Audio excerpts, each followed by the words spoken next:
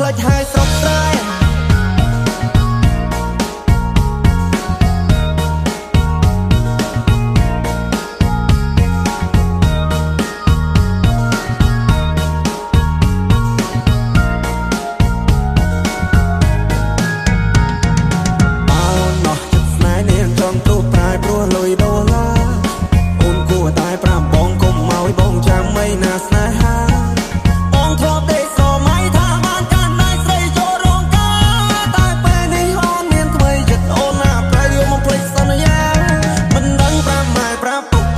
ប្រាប់មីងប្រាប់យាយប្រាប់តាយ៉ាងម៉េចទេស្នេហ៍ដែលបងធ្លាប់ថែពេលនេះនាងប្រែព្រោះមានចិត្តពេកពេល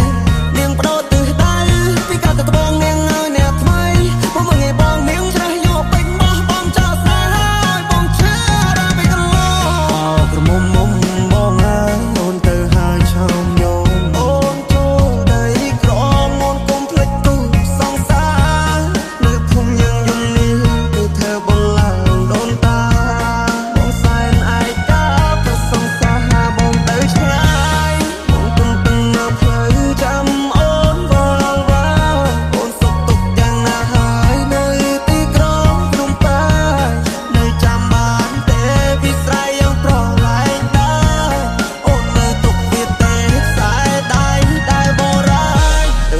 មនបានជួបស្នេហ៍ថ្មីគេត្រូវចិត្តស្រីត្រូវចិត្តមុំគេតាមចិត្តអូនងម